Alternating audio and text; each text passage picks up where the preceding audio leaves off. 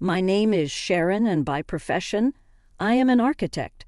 However, on this significant day, I found myself taking on the role of a bride, eagerly making my way down the aisle. I had put my heart and soul into organizing every aspect of our wedding, from the choice of flowers to the playlist that would provide our soundtrack for the evening. I envisioned our special day as if it were lifted from the pages of a romance novel, a testament to the power of love. Standing at the altar was Peter, my soon-to-be husband, who works as an engineer. His approach to life is pragmatic and direct, perfectly balancing my creative instincts. I always felt that we were a great match, enhancing each other's strengths. The excitement of beginning a new chapter with him filled me with joy. However, as our gazes met, I couldn't help but notice a distant, burdened look in his eyes. I attributed it to wedding day jitters. Little did I know I was mistaken. As I walked closer, I overheard Peter's mother, Julie, whispering to someone next to her. Her scrutinizing look made me uneasy, but she managed a strained smile and told me I looked beautiful, though her eyes told a different story. The ceremony moved forward, and when it was time for Peter to speak his vows, there was a heart-stopping pause before he managed to say, "I do." His voice lacked the warmth I had come to associate with his affection for me. During the ring exchange, Julie made it a point to take a photo, loudly stating the importance of capturing the moment. Her words, though seemingly innocent, felt more like a veiled warning than a celebration of our commitment. At the reception, Julie found me mingling with some college friends and commented on my wedding dress with a thinly veiled critique, praising its beauty yet highlighting its non-traditional nature. I responded with a light-hearted remark about celebrating love in our unique way. Before the conversation could go further, Peter stepped in, asking his mother to give us space for a moment. I thought he was defending our choices, but his comment hinted at resignation rather than support. His words felt out of place on a day that was meant to be filled with nothing but happiness. I scanned the crowd, hoping to lock eyes with someone who might confirm that what I was experiencing was just typical wedding day chaos. Yet deep inside I knew better. There was a palpable tension, an undeniable sense that something fundamental was amiss, and the red flags were too prominent to overlook any longer. As Peter and I stepped onto the dance floor for our first dance, the distance between us was more than just physical.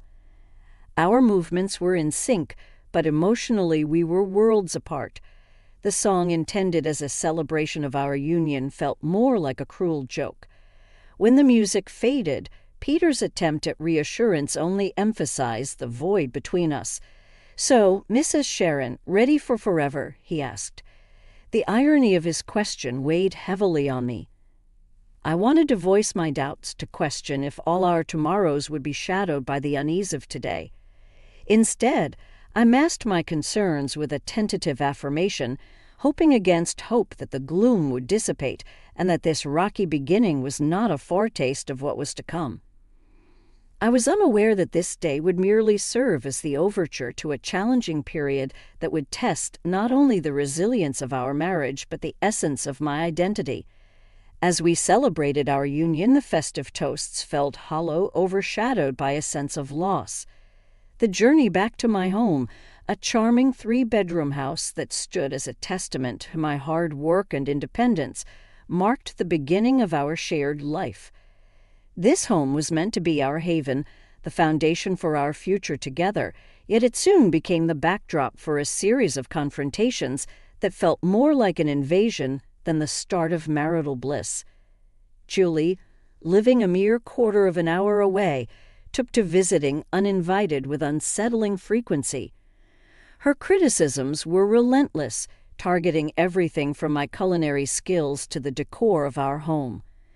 Peter's attempts to intervene were tepid at best, often seeming more performative than protective. Julie's intrusions became a regular ordeal, each visit an opportunity to assert her dominance through thinly veiled insults and critiques. However, The real turning point came one afternoon when she arrived with suitcases in tow, her declaration of intent clear and her sense of entitlement palpable. "This is not just another visit," she announced, breezing past me to place her luggage in my favorite cozy corner by the window, my sanctuary for reading and quiet moments. "This spot will be just perfect for me," Julie proclaimed with a finality that made my heart drop. I turned to Peter, my eyes wide with disbelief, silently begging him to intervene, to preserve the sanctity of our home. Seizing a moment, I called Peter aside, my voice shaking. "This is our home. Shouldn't we have talked about this first?" His gaze met mine, void of the warmth and love that had once seemed so abundant. "Mom's getting older, Sharon. It's not right for her to be alone. She needs to be with family," he explained, stressing the word family in a way that made me feel excluded. "But I'm not family, is that it?" The words barely left my lips before the tears began to well up, a mix of hurt and frustration. Peter quickly countered, his patience thinning. "You know that's not what I mean. But I owe her this. What about us? What about what we owe to each other? We're supposed to be building our life together, not living with your mom," I argued, but it was as if I was speaking to a wall. With Julie's arrival, the dynamic of our home shifted drastically. Every corner of the house, once filled with our shared dreams and plans, now felt weighed down by tension and conflict. My once peaceful reading nook was overtaken by her belongings. The kitchen became a stage for her critiques, and Peter, the man I had married, seemed more like an ally to Julie than to me. It dawned on me that I was no longer just fighting to save my marriage or reclaim my space. I was fighting for my very sense of self, my dignity, and my peace. A persistent thought haunted me. How had things come to this point where my desires, my space, and my voice were secondary to Julie's preferences? The transformation was stark. My beloved nook was now a monument to Julie's intrusion, the kitchen a battleground for her relentless criticism, and my husband had become a stranger, aligning himself with what felt like the opposition. And this was only the beginning. Life, already challenging, became an unbearable nightmare as the atmosphere in our home grew increasingly oppressive, symbolizing the shrinking of my own space and voice. To add to the mounting pressure, a discovery brought everything into sharper focus: the unmistakable presence of 2 blue lines on a pregnancy test, signaling a new life amidst the turmoil. This revelation intensified the situation, making the already dense atmosphere in the house almost suffocating as I grappled with the realization that the stakes were now even higher, clutching the pregnancy test. My hands shook with a mixture of anticipation and dread. I had always dreamt that discovering I was pregnant would be one of the happiest moments of my life, a time filled with excitement and celebration. However, standing alone in the bathroom, tears welling up in my eyes as I faced my reflection, I realized this milestone felt more like a heavy burden. When I shared the news with Peter, his reaction was disappointingly tepid. "Well, that's something," he muttered, quickly diverting the conversation to a renovation idea his mother had proposed. It became clear that Julie saw my pregnancy not just as news, but as her new project. She took it upon herself to oversee every aspect of it, from what I ate to where I would give birth, all under the guise of being helpful. Julie's interference quickly escalated into a form of control. She scrutinized everything I ate, casting judgmental glances at even the simplest of meals and questioning my weight management, despite my assurances that my diet was doctor-approved. "Doctors these days have no clue," she'd scoffed dismissively, convinced that her dated wisdom surpassed modern medical advice. As the pregnancy progressed, Julie's demands grew more outrageous. She transformed my home into her domain, expecting me to maintain it to her standards, disregarding the fact that I was pregnant and needed rest. "Sharon," Why isn't the living room clean yet? She would demand from her spot in my once peaceful reading nook, now commandeered as her base for endless phone scrolling and TV watching. My protests of fatigue fell on deaf ears, with Julie insisting that pregnancy was no excuse for laziness. Peter's silence throughout these exchanges only added to the strain. His lack of support became painfully obvious, especially during a dinner that erupted into an argument over baby names. Julie's harsh criticism of my chosen name was the last straw. "Enough, Julie. This is my child, and I will decide how to raise them," I countered, my patience exhausted.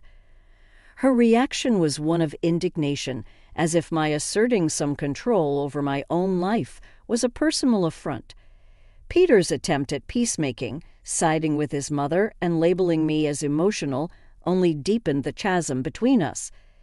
I was left feeling more isolated than ever, trapped in a home that had become a battleground where my voice seemed to matter less and less. This wasn't just about choosing a baby name anymore. It was about reclaiming my autonomy, my dignity, and the sense of belonging that had been systematically eroded by Julie's overbearing presence. Gazing into the reflection of my once shiny wedding ring, I hardly recognized the woman looking back at me. A woman who was gradually losing everything she held dear: her sanctuary, her self-respect, and most heartbreakingly, her determination to stand up for herself. It was during one of our tense confrontations that Julie, brimming with a vindictive sense of victory, delivered a blow that would alter everything.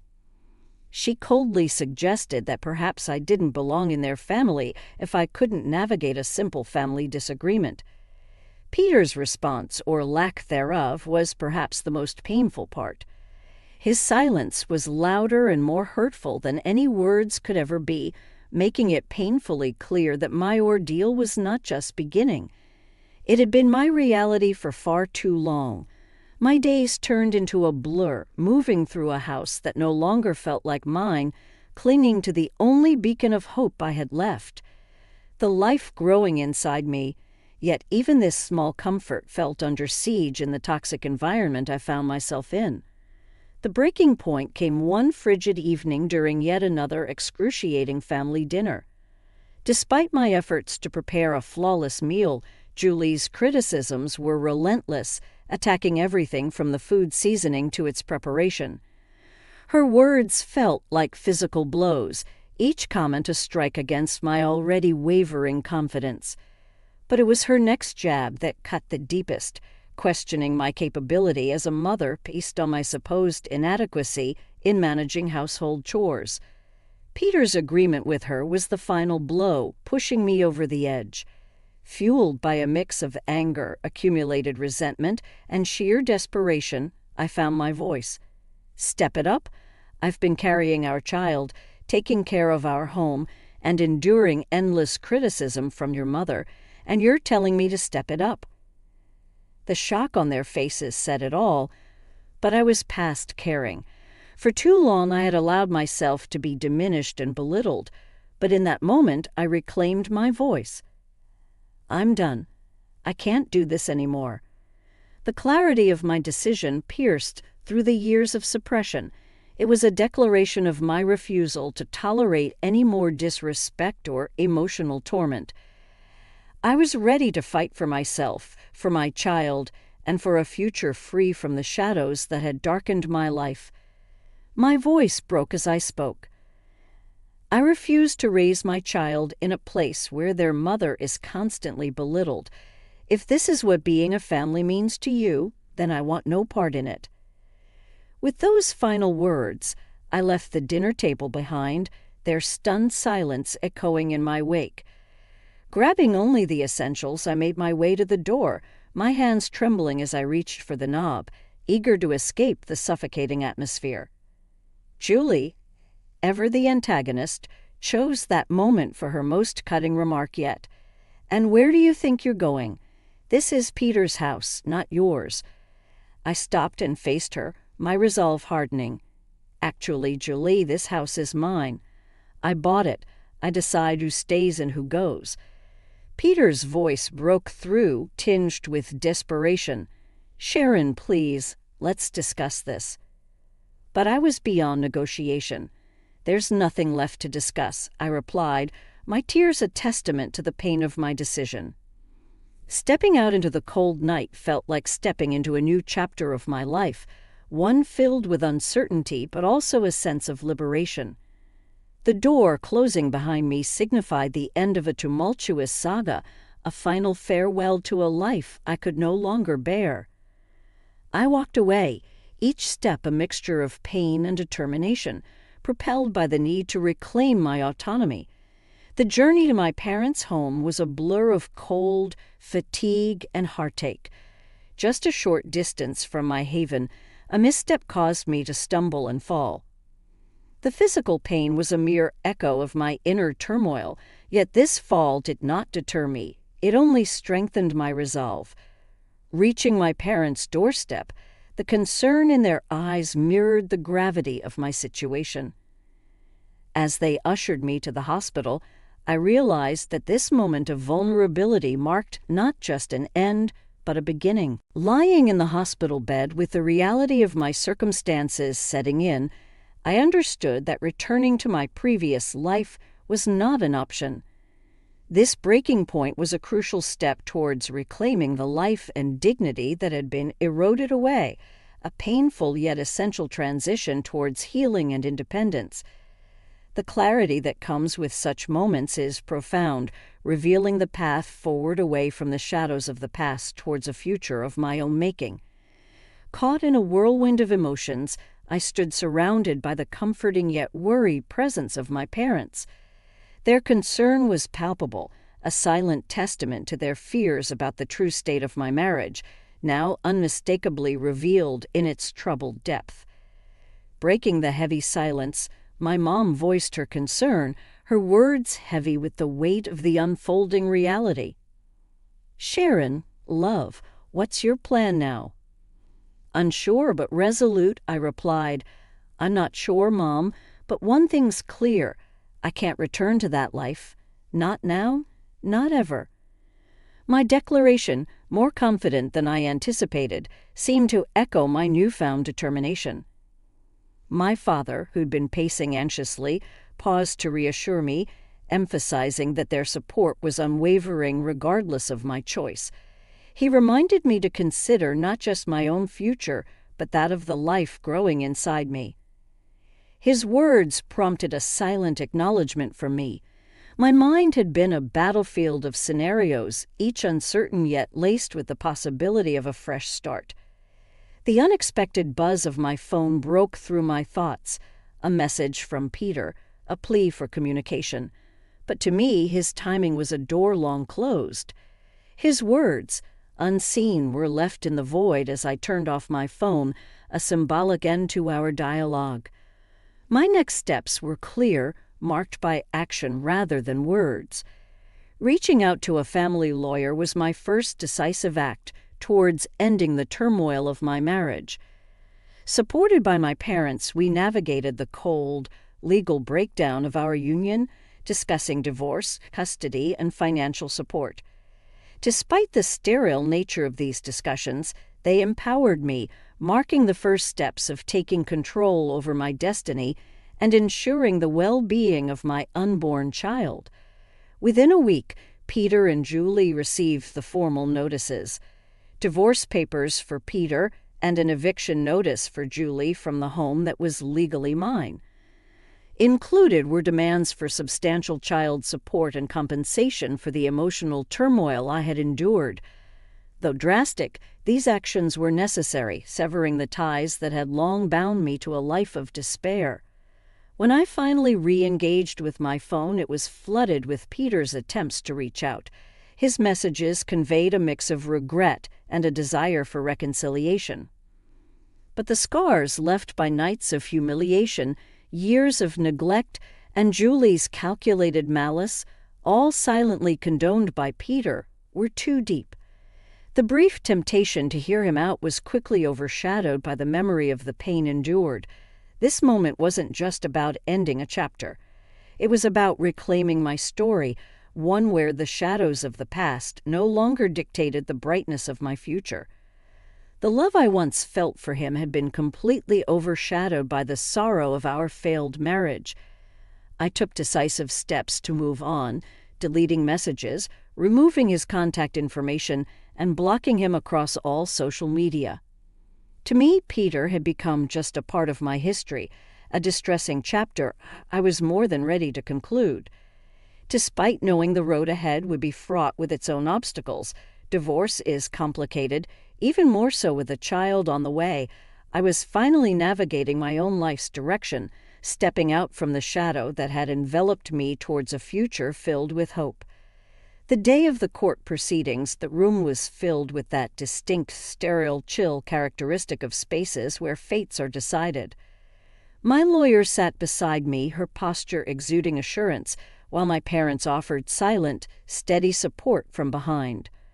Across the aisle, Peter appeared lost, the reality of the situation dawning on him, while Julie's expression was one of shock and defiance. As the session began, the judge walked in, prompting everyone to rise. The process that followed was a flurry of legal jargon with accusations and evidence laid bare. It was as if Julie and Peter were seeing their actions for the first time, not just through the legal lens, but mine as well. When it came to Julie's turn to speak, her usual confidence was absent. She attempted to justify her actions as concern for her son's welfare, but her explanation fell flat, especially under the judge's skeptical gaze. Judge Nina R. Morrison's verdict was clear and firm. I was granted a full divorce and sole custody of our unborn child. Peter was ordered to provide child support, and Julie, faced with a hefty fine for her emotional abuse and harassment, was visibly shaken as the judge's gavel fell. A sense of liberation washed over me, though it was not without a tinge of sadness. My marriage had concluded not with dramatic confrontations, but through the quiet shuffling of papers and the firm voice of justice. This chapter of my life was closed, paving the way for a new beginning free from the chains of the past. Gaining my freedom came at a price I'd never envisioned on the day I pledged my vows. As we exited the courtroom, Peter approached with a bewildered look, expressing his sorrow and disbelief at how our lives had unraveled. Looking into his eyes, I no longer saw my future, but rather a profound emptiness where love once resided. I never imagined this would be our end, Peter, but apologies can't undo what's been done. I told him decisively, turning away to leave the past behind. Julie sought my gaze, possibly hoping for a sign of forgiveness or recognition, but I couldn't afford her that closure. She had taken too much from me, and I refused to let her see how deeply she had affected my light. Stepping outside, the world seemed to embrace me anew. With the sun shining brighter and colors more vivid, it felt like I was viewing life with a fresh perspective, one not dimmed by the shadows of turmoil. My mother's embrace and words of pride brought tears to my eyes. "You're truly free now, Sharon," she said, her emotion evident. "I couldn't have faced this without you and Dad," I responded, feeling immense gratitude for their unwavering support. That evening, in the solitude of my home, now solely mine, I felt a deep tranquility. Alone yet far from lonely, for the first time in a long stretch, I was free to live by my own standards. The path ahead as a single mother seemed daunting, yet as I felt my unborn child's subtle movements, confidence washed over me. We would manage, I was sure of it. The ordeal I had endured led me to this moment of self-discovery. While it left scars, they marked a tale of resilience, not defeat. Facing the future, I was not just compelled by circumstance, but driven by choice. This distinction filled me with a profound sense of empowerment, ready for what lay ahead, not out of necessity, but from a place of deliberate decision. I knew this was the start of a meaningful new chapter.